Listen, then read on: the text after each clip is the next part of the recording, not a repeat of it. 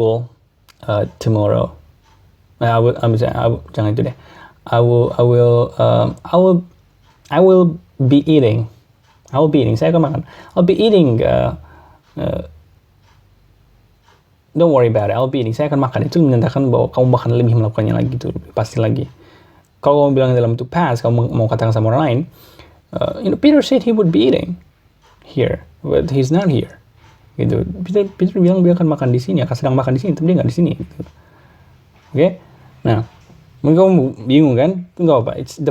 It's maybe your first time hearing the explanation like this. Ya udah 10. Apalagi coba. Kamu lihat, saya bisa otak-atik kan, karena saya ngerti tiap elemennya. Kamu harus gitu juga belajarnya. Jangan menghafal, karena dengan ini kamu nggak perlu ikuti kayak prosesnya gitu. Kamu bisa mulai dari manapun. Oke? Mau ditanya lagi tidur pun juga kamu bisa menjelaskannya. Oke, apalagi kita belum bahas di sini. Oke, present, future, progressive. Oke, 11.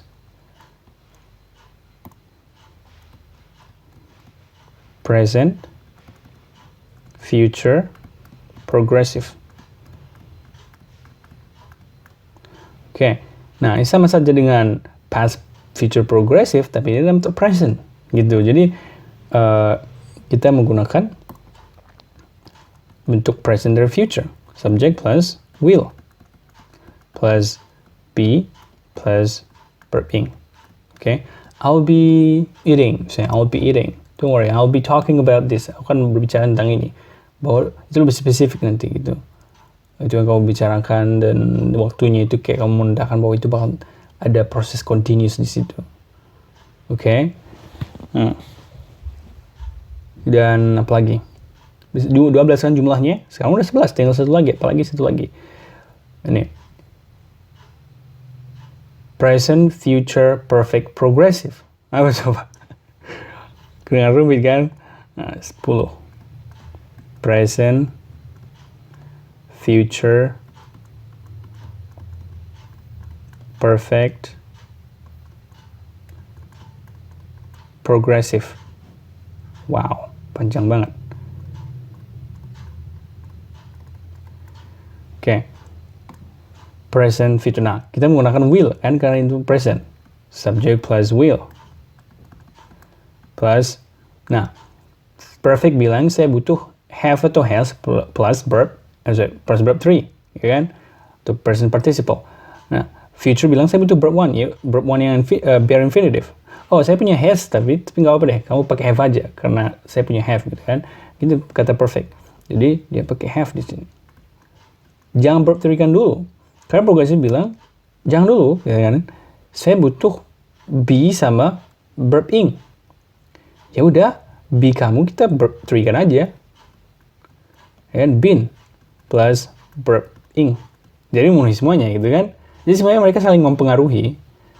Bukan kayak ditambah-tambah aja, tapi mereka harus di-blend gitu. Oke, biar saling memenuhi, saling they complete each other. Gitu, oke. Contohnya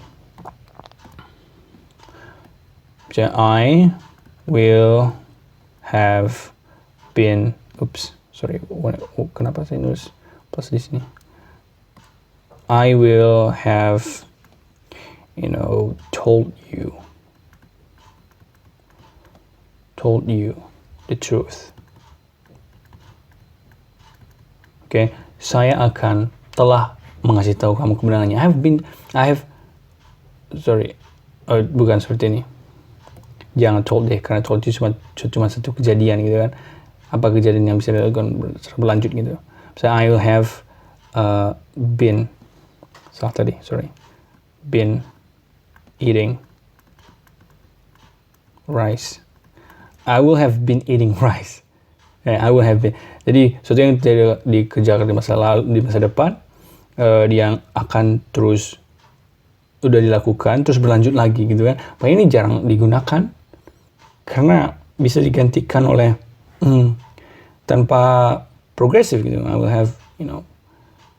have been telling you the truth. I will have been telling you the truth. I will have been eating rice. Jadi masa depan dan akan terus berlanjut karena perfect progressive itu kita menggunakannya perfect progressive dulu ya. Perfect progressive udah ada perfect progressive belum? Belum ada ya. Jadi perfect progressive itu kalau itu setelah terjadi dan masih berlanjut gitu. Misalnya kita guna 11 perfect. Sebenarnya kalau kita gabung semua seperti ini, kita pertemukan semuanya, jadi nanti 16 gitu. Tapi ada yang nggak digunakan seperti yang nomor 10 ini, kamu nggak akan pernah gunakan seperti ini. Perfect progressive. Apa maksudnya? Telah terjadi, udah selesai, terus berlanjut lagi gitu kan. Ya. Contohnya seperti ini, misalnya subject plus have.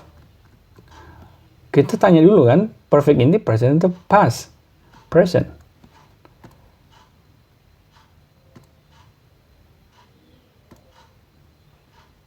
Oke, present. Seperti ini.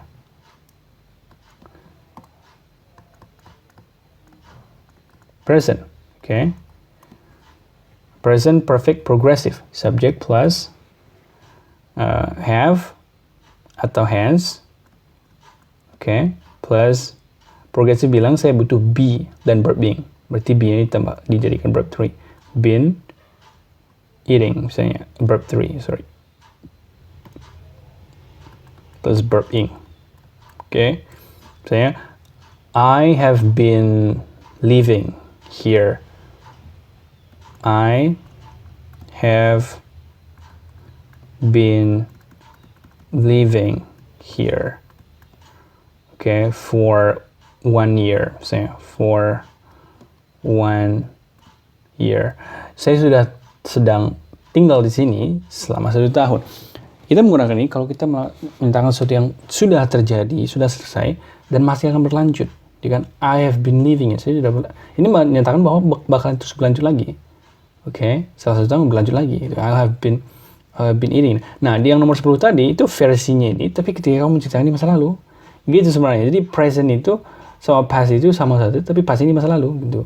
Sama-sama masuk akal, tapi pikiran itu di masa lalu. Oke, makanya kalau kamu lihat di buku, kamu bakalan bingung karena dijelaskan daftar pengguna-penggunanya gitu kan. Jadi kayak mereka nggak berhubungan. Padahal ini semuanya berhubungan. Oke. Jadi present sama aja dengan past. Past itu cuma masa lalu gitu. Bentuknya sama aja. Tapi past itu masa lalu. Kalau menceritakan masa lalu. Oke, kayak I have eaten, saya sudah makan. Itu kan sekarang I have eaten. Kalau kamu bilang I had eaten, kamu menyatakan itu ketika itu di masa lalu gitu. Pikiran itu di masa lalu. Gitu. Makanya di bahasa Inggris cuma 2 bentuk kata kerja, past dan present gitu. Feature-nya nggak berubah. Gitu, oke. Nah, saya akan menjelaskan sampai selesai banget. Oke. Saya nggak mau memberikan kamu ikan. Kamu harus belajar memancing. Oke. Kamu bisa pahami satu persatu. Ini, kamu bisa pahami satu persatu dari elemen ini. Nanti saya kirimkan videonya if you wanna learn. Saya juga nulis tentang ini nanti biar kamu bisa paham semuanya gitu. Tapi yang paling penting kamu paham alurnya ini. Oke, ingat tandanya, tanda panah ini bahwa nggak boleh kebalik-balik, nggak boleh bilang future past, harus past future gitu. Kalau digabungin dulu, kalau misalnya gabungin past, future sama perfect sama progressive, harus berurutan past, future, perfect, progressive. Nggak boleh bilang future, perfect, progressive, past, nggak boleh gitu. Oke, nah saran saya kamu belajar ini dulu. Ini sebenarnya terlalu banyak saya mengasih taunya, oke? Karena ini bukan buat kamu pusing, terus buat rumit, terus kamu malas belajarnya gitu. Harusnya belajarnya sedikit demi sedikit, satu persatu gitu, oke? Nah, tapi sekarang saya udah tahu secara umum, itu penting. At least you know the big picture. Dan I hope you find this video useful. Saya bagikan beberapa video dan be great.